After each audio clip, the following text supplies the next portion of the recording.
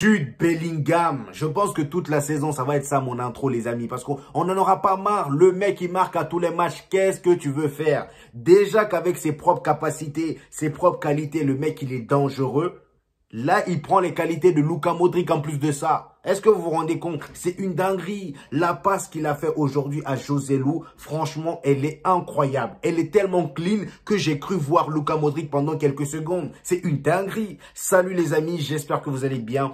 On se retrouve encore une fois pour le débrief de ce match. Real Madrid-Gérone, 3-0. Une victoire qui fait plaisir les amis. Ça fait un moment, j'ai pas vu le Real Madrid aussi à l'aise avec la balle les amis. Franchement, voilà, aujourd'hui j'étais content. Ils m'ont donné l'appétit. Je voulais même qu'ils partent jusqu'à 5 buts. Alors que d'habitude, 1-0 me suffit. Vous voyez ce que je veux dire? Aujourd'hui, ils m'ont donné l'appétit. Et franchement, je ne vais pas vous mentir que le Real Madrid, malgré cette victoire, j'ai un petit goût amer. Parce que, voilà, j'ai souvent dit aux gens qui me suivent sur TikTok que le Real Madrid, en ce moment, j'ai l'impression qu'on n'a plus le droit d'être heureux. À chaque fois qu'il y a une bonne nouvelle, c'est obligé qu'il y ait un petit, voilà, qu'il y ait une petite mauvaise nouvelle qui vienne gâter la fête. Là, aujourd'hui, on termine avec que Rudiger comme défenseur central disponible au Real Madrid du coup. Avec le carton rouge qu'a pris Nacho, les amis. Avec David Alaba qui est blessé, les amis. Apparemment, il va revenir pour le match face à Naples. J'espère que ça sera le cas. Parce que là, les amis, juste avec Rudiger comme défenseur central, je pense qu'on va chialer. La seule solution, c'est de faire monter Marvel, le jeune défenseur de la Castilla. Mais connaissant Carlo Ancelotti, ça m'étonnerait. Le poteau, il est capable de te mettre Camavinga en défense à tout moment. Il est capable, les gars. Il est capable. Et d'ailleurs, en parlant de Camavinga, vous avez bien vu qu'aujourd'hui, Monsieur Don Carlos l'a mis en tant que latéral gauche, alors que le mec a toujours dit qu'il n'aimait pas jouer à ce poste. Même le Real Madrid n'aime pas le voir jouer à ce poste. Mais Monsieur Carlo Ancelotti a décidé de mettre deux latéraux gauche au banc pour mettre Monsieur Camavinga. Au bout d'un moment, là, je pense que c'est un manque de confiance totale en ces deux joueurs. C'est une dinguerie. Vous voyez ce que je veux dire? Cependant, Monsieur Camavinga, à ce point, je pense que moi, personnellement, il nous a menti dès le départ. C'est pas un milieu. Le gars, c'est un latéral. Le gars, c'est un latéral. À ce poste-là, il pocket tout le monde. À ce poste-là, il n'y a personne qui passe. Et encore une fois, aujourd'hui, il sort un match de fou. Vous voyez ce que je veux dire? On est obligé de le mettre latéral gauche à chaque fois. Vous voyez ce que je veux dire?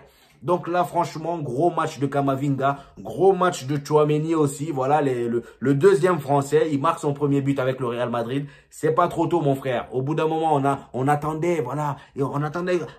Je me suis dit, mais c'est à quel siècle le gars il va marquer son premier but avec le Real Madrid? Eh ben, c'est aujourd'hui. Voilà, un beau but de la tête, ça fait du bien sur une belle passe de Monsieur Kroos, El Maestro. Monsieur Clino. Le gars, il est tellement propre, même dans ses passes, les frères Luka Modric, Toni Kroos, pardon. Franchement, Toni Kroos aujourd'hui, impeccable. Je pense que lui, on a la chance de l'avoir, les gars. Toni Kroos, on a la chance de l'avoir, lui et Luka Modric. À cet âge-là, être aussi performant, c'est une dinguerie, les frères. C'est rare de voir ce genre de choses. C'est pourquoi Carlo Ancelotti, il est perdu avec tous ces milieux.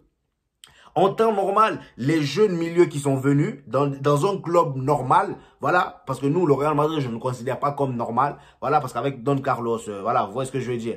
Dans un club normal, quand tu as des jeunes joueurs, des jeunes milieux comme Tchouaméni, Camavinga, Valverde, Jude Bellingham qui arrivent dans le club, au bout d'un moment, les anciens, soit ils sautent, soit, voilà, tu les vends. Vous voyez ce que je veux dire? Mais quand tu viens et que tu trouves que les anciens, parfois, ils sont même plus chauds que les jeunes, tu fais comment? Tu es obligé de faire des... Je comprends Carlo Ancelotti. C'est pour ça le gars, il nous saoule avec son 4-4-2. Parce qu'il est obligé au moins de faire jouer Luka Modric et Toni Kroos. Vous voyez ce que je veux dire? Il y a aussi des jeunes qu'il faut faire jouer pour ne pas les faire perdre du rythme. C'est compliqué. Franchement, c'est compliqué.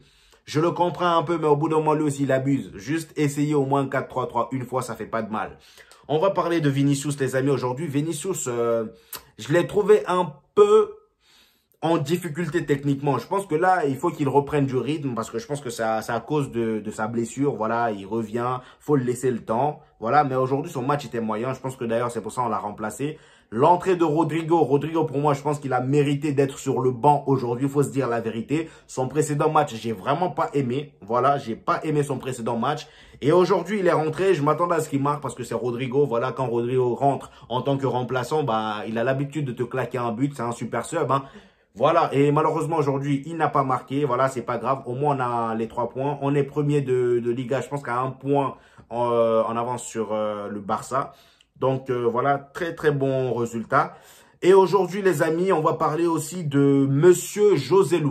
Voilà, il faut qu'on parle de Monsieur Joselu. Monsieur Joselu, aujourd'hui, il a été impeccable. J'ai beau le critiquer, lui, mais je pense que je vais commencer à arrêter de le critiquer. Parce que Joselu, j'ai comme l'impression que c'est le genre de joueur, quand tu le critiques trop, au bout d'un moment, il te ferme ta bouche. Lors du dernier match du Real Madrid, quand on a perdu face à l'Atlético de Madrid, voilà, je l'ai critiqué, je me suis dit, mais c'est quoi cet attaquant qui, devant le but, rate autant, malgré qu'il marque à tous ses matchs? Au bout d'un moment, le mec, j'ai comme l'impression, même le but qu'il a marqué sur la passe de Jude Bellingham, le gars, j'ai comme l'impression la connexion n'est pas stable avec ses pieds. Vous voyez ce que je veux dire? Genre, il a cogné le gardien et ensuite le ballon est rentré. Il n'a même pas pris le temps de placer le ballon. Vous voyez ce que je veux dire? Donc là, il allait même rater cette occasion. Mais heureusement pour lui, le gardien a fait un mauvais arrêt et la balle est rentrée. Mais quand il s'agit de la tête, là, la connexion, elle est stable. Joselu, c'est un joueur de la tête. Et faut quand même mentionner que Joselu, franchement, ce que j'apprécie chez lui, c'est que là, il montre beaucoup plus que ce qu'on attendait de lui.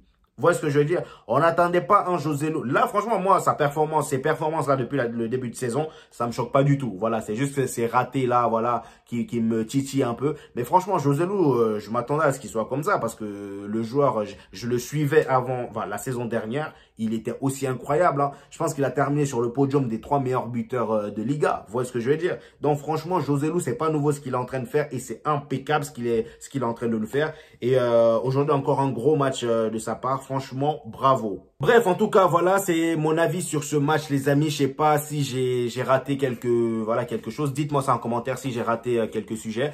En tout cas, voilà, j'espère que le prochain match, je pense que c'est contre Naples. Je sais pas si on a un match de championnat avant, mais je pense que c'est contre Naples. Franchement, j'espère que le match face à Naples se passera bien. Le manque de défenseurs, je sais pas comment Carlo Ancelotti va combler ça et j'espère vraiment qu'il y aura le retour de David Alaba. Et les gars, on verra bien, hein. On verra bien. N'hésitez pas à liker la vidéo, les amis. Si vous êtes restés jusqu'au bout, n'hésitez pas à lâcher un petit pouce bleu. Ça aide toujours au référencement. Voilà, nous, ça nous aide pour nos vidéos. Ça vous prend quelques secondes. Voilà, c'est gratuit. Abonnez-vous si ce n'est pas encore fait. Et on se retrouve au prochain épisode, les amis. Peace!